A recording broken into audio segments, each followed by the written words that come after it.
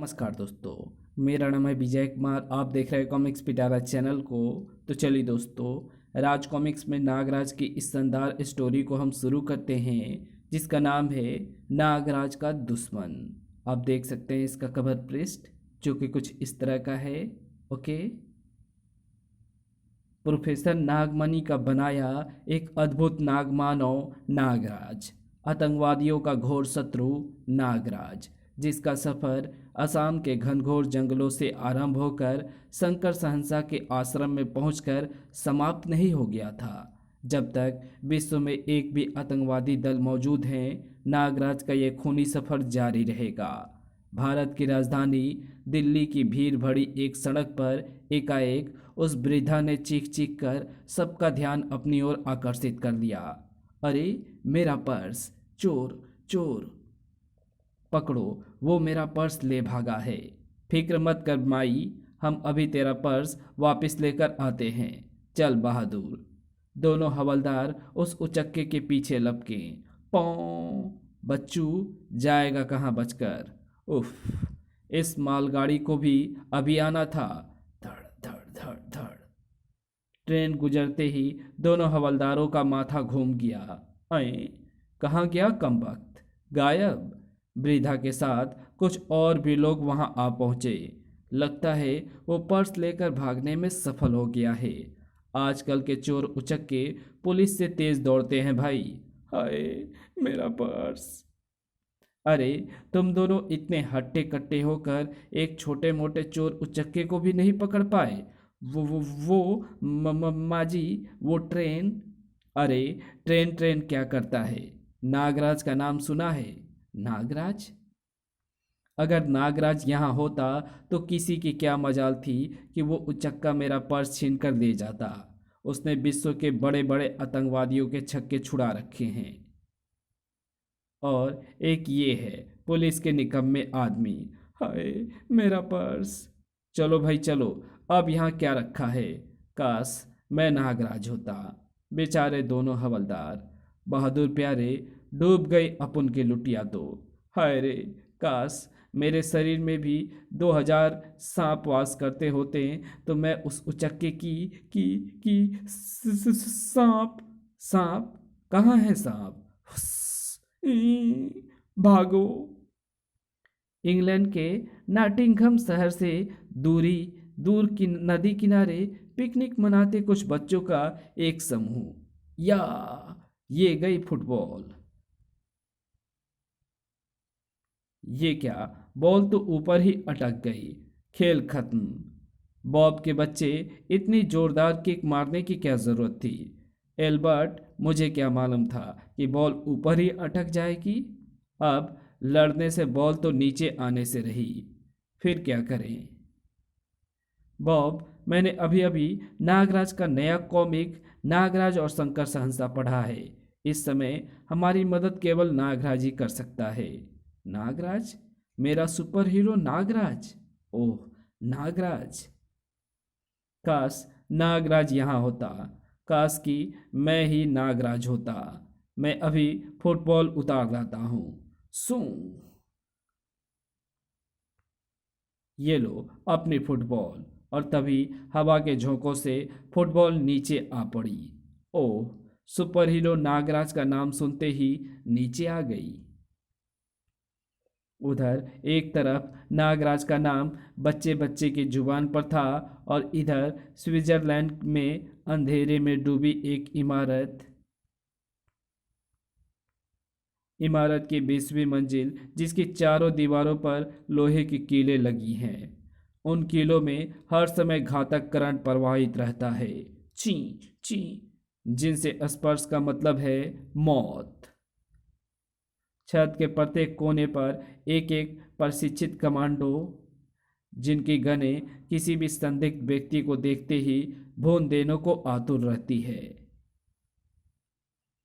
इमारत की इस 20वीं मंजिल पर स्थित था ये बैंक ऑफ स्विस, जिसके वॉल्ट में बड़े बड़े उद्योगपतियों के गुप्त खातों की बेशुमार दौलत कैद थी, और था सैकड़ों लॉकर्स में कैद एक अनमोल खजाना।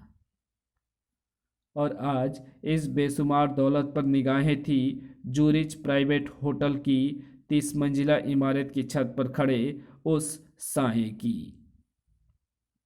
और ये साया था नागराज का। कुछ ही देर में इस बैंक की सारी दौलत मेरी होगी। न न न, चौंकिए मत, ये 100% नागराज ही है। दीवारों पर लगी करंट युक्त लोहे की कीलें मेरा क्या बिगाड़ लेंगी। सरप्रस्ती छूट पड़ी। इस सरप्रस्ती की मदद से मुझे बैंक की छत पर उतरना है, जहां करंट का कोई खतरा नहीं। नागराज नागरस्ती पर लटकता हुआ मंजिल की ओर बढ़ा और चीते से भी चौकन्ने एक कमांडो की निगाहों में आखिर वो आ ही गया। अरे क्या हुआ नंबर 10? खतरा। कमांडोज कोई रस्सी की मदद से बैंक की ओर आने की चेष्टा कर रहा है। कमांडो नंबर 10 की ओर बढ़ता कमांडो नंबर 9 अचानक बुरी तरह से चौंक पड़ा। अरे ये क्या बंधा है? रस्सी, सांप, सरप्रस्ती, नागराज। इसे हवा में ही सूट कर दो। रस्सी कैसे बंधी होगी? कमांडो नंबर 9 चीख पड़ा। नहीं, गोली मत चलाना, वो नागराज है। नागराज? हाँ, ये देखो, नागरस्ती। जरूर बैंक पर कोई मुसीबत आई है जो नागराज हमारी मदद के लिए आ रहा है। वो दुश्मनों का दुश्मन नागराज है। आतंकवादियों, खूंखार अपराधियों का काल नागराज। कोई गोली ना चलाए।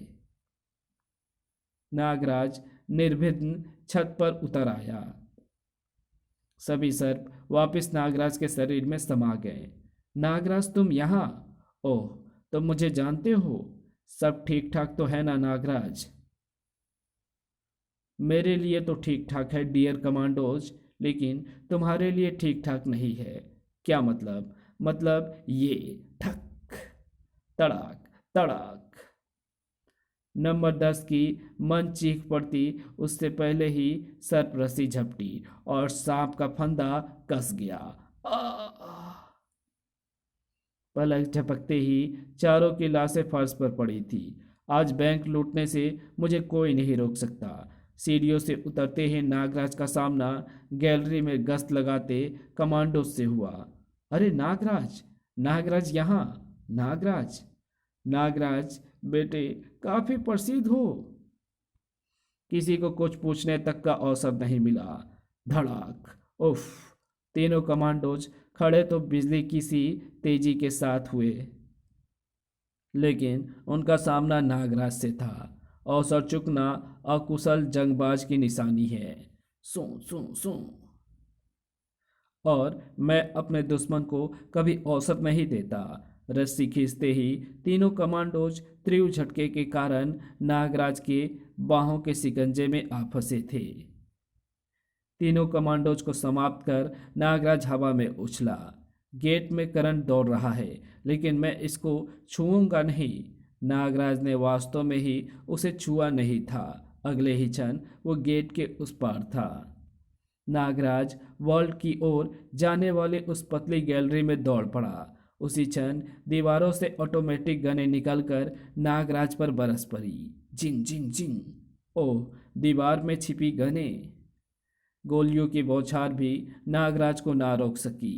कोई दूसरा होता तो उसकी लाश फर्श पर पड़ी होती, लेकिन मुझ पर बरसकर ये गोलियां भी अपने असली होने पर शक करेंगी। नागराज वॉल्ट के दरवाजे तक जा पहुंचा और तब तक गने भी सारी गोलियां बरसाकर थक चुकी थी। अचानक नागराज के हाथ में कैप्सूल जैसी कोई चीज दिखने लगी। नागराज ने कैप्सूल वॉल्ट के दरवाजे पर खींच मारा। बड़ाम! कैप्सूल के रूप में वो एक शक्तिशाली बम था जिसने वॉल्ट के 1 फुट मोटे लोहे के दरवाजे के चिथड़े उड़ा दिए। और अब मंजिल नागराज के सामने थी। खजाना इस तहखाने में है और तहखाने के फर्श पर बर्छियों का जाल बिछा है, ताकि इस अंधेरे में कोई लुटेरा अगर वॉल्ट लूटने की हिम्मत करके भीतर एक कदम भी बढ़ाए तो ये कक्ष उसके लिए मौत का सलीब बन जाए। नागराज की सरपरस्ती छत पर लगे पंखे पर कस गई और नागराज झूलता हुआ उन बर्चियों को पार कर बेशुमार दौलत के बीच जा पहुंचा। शहर के सर्वाधिक सुरक्षित बैंक की ये बेशुमार दौलत अब मेरी है। उसने अपने बेल्ट की जगह बंधे फोल्डिंग बैग को खोल लिया और बेशुमार दौलत की ओर बढ़ा। जूते की ठोकर से उसने दौलत को आज़ाद किया। उसी के साथ नागराज एक क्षण के लिए चौंक पड़ा। वूं वूं ओह, अलार्म! नागराज तेजी के साथ नोटों की गड़िया गड़िया बैग में भरने लगा। बैग लबालब भरने के बाद नागराज पुनः छत की ओर लपका, लेकिन तभी फायर! जिंग जिंग! ओह! लेकिन नागराज सुरक्षित छत पर पहुंच गया। और नागराज, सर, ये तो नागराज है। नागराज और बैंक डकैती, असंभव।